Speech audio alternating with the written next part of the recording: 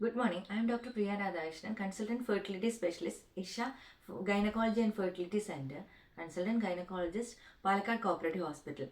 ഈ breast feeding വീക്കിൽ നമ്മൾ ഇന്ന് അമ്മയ്ക്കും കുട്ടിക്കുമുള്ള ബെനിഫിറ്റ്സിനെ കുറിച്ച് നമുക്ക് നോക്കാം. ആദ്യം അമ്മയ്ക്ക് എന്തൊക്കെയാണ് ബ്രസ്റ്റ് ഫീഡിംഗ് കൊണ്ടുള്ള ബെനിഫിറ്റ്?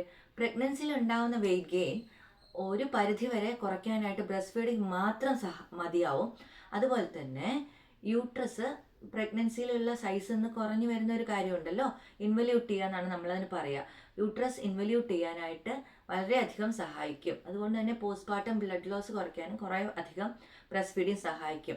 കൂടാതെ അമ്മയ്ക്ക് ബ്രസ്റ്റ് ഫീഡ് ചെയ്യുന്നിടത്തോളം കാലം, പീരീഡ്സ് ആയിട്ടില്ലാത്തിടത്തോളം കാലം, it's A method of natural contraception. അതായത് അതൊരു സ്വാഭാവികമായ ഗർഭനിരോധന മാർഗമാണ്. ഇതൊന്നും കൂടാതെ ഒവേറിയൻ ആൻഡ് ബ്രസ്റ്റ് ക്യാൻസർ റിസ്ക്കും കുറയ്ക്കും. പിന്നെ അമ്മയും കുഞ്ഞും തമ്മിലുള്ള ബോണ്ടിങ് കൂട്ടാനും ബ്രസ്റ്റ് ഫീഡിങ് വളരെയധികം സഹായിക്കും. കുഞ്ഞിനുള്ള ബെനിഫിറ്റിനെ കുറിച്ച് പറയുകയാണെങ്കിൽ, ബ്രസ്റ്റ് ഫീഡിങ്ങിൽ ആദ്യമായിട്ട് വരുന്ന പാലിനെ കൊളസ്ട്രോം എന്നാണ് പറയുന്നത്. കൊളസ്ട്രോം വളരെയധികം ഇമ്മ്യൂണിറ്റി, രോഗപ്രതിരോധ ശേഷിക്ക് കഴിവുള്ള ഒരു സാധനമാണ്. അപ്പോൾ കൊളസ്ട്രോം നമ്മൾ ഒരിക്കലും ഡിസ്കാർഡ് ചെയ്യരുത്. കൊളസ്ട്രോം കുഞ്ഞിന് കൊടുക്കണം. കൂടാതെ കുഞ്ഞിന് ചൈൽഡ്ഹുഡ് ഒബീസിറ്റി വരാതിരിക്കാൻ, അത് ബ്രസ്റ്റ് ഫീഡ് ചെയ്യുന്ന കുട്ടികൾക്ക് ഒരു നോർമൽ വെയിറ്റ് ഗെയിനേ ഉണ്ടാവുള്ളൂ. ഫോർമുല ഫെഡ് ഇൻഫൻസിനെ പോലെ ഓവർ വെയിറ്റ് ഉണ്ടാവില്ല. ഓവർ വെയിറ്റ് വന്നു കഴിഞ്ഞാൽ ഭാവിയിൽ ഉണ്ടാകുന്ന പ്രശ്നങ്ങളെക്കുറിച്ച് നമുക്കെല്ലാം അറിയാമല്ലോ.